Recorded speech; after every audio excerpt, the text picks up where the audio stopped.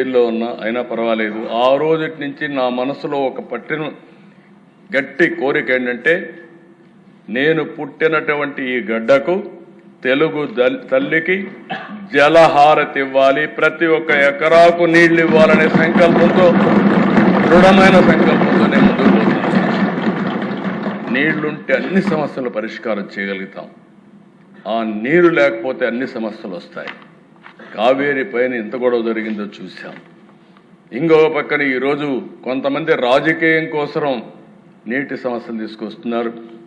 కానీ మన చేతుల్లో ఉండే పనులు మనం చేయకుండా ఎక్కడికక్కడ ఇవన్నీ కూడా సమస్యలను జట్లం చేసుకునే పరిస్థితికి వస్తున్నాం. అందుకే ఈరోజు చెప్తున్నా, మళ్ళీ చెప్తున్నా, ఈరోజు మనందరి బాధ్యత వాటర్ సెక్యూరిటీ. ఆంధ్రప్రదేశ్కు ఉండే అడ్వాంటేజెస్ దక్షిణ భారతదేశంలో వేరే రాష్ట్రాలకు లేవు. అయితే ఈ సంకల్పాన్ని మీ పరిధిలో పూర్తిగా మీరు ముందు తీసుకుపోగలిగితే, నదుల అనుసంధానం, రెండోది భూమిని జలాశయంగా మార్చడం, వాటర్ కన్జర్వేషన్ చేయడం, అల్టిమేట్గా ప్రతి ఒక్క ఎకరాకు నీళ్లు ఇవ్వగలిగి, ఇండస్ట్రీకి నీళ్లు ఇవ్వగలిగి, అదే మరిగా అష్యూర్డ్ వాటర్ నుంచి ప్రతి ఇంటికి కానీ ట్యాప్ ద్వారా వాటర్ ఇవ్వగలిగితే దానికంటే మించినటువంటి అభివృద్ధి లేదు. దయచేసి ఈరోజు ఈ సబ్జెక్ట్ మనం డిస్కస్ చేస్తున్నాం.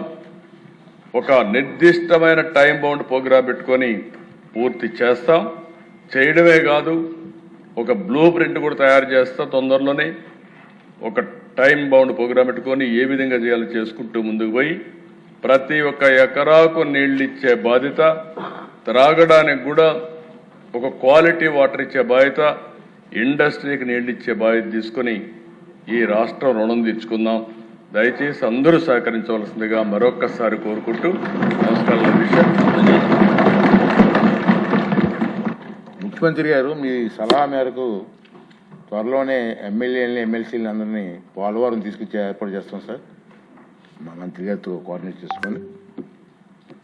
రెండోది ఏంటంటే, మరి ఈరోజు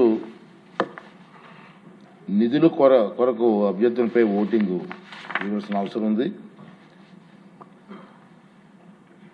33వ అభ్యర్థన కింద భారీ మధ్య తరహా నీటిపారుదల శాఖకు 17,373 కోట్లు 95,97,000 రూపాయలు మించని సొమ్మును ప్రభుత్వానికి మంజూరు చేయాలి.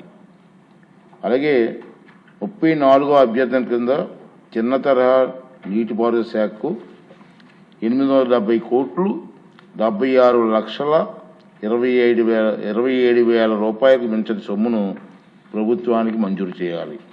ఈ అభ్యర్థనలకు సుముఖంగా ఉన్నవారు అవుననండి,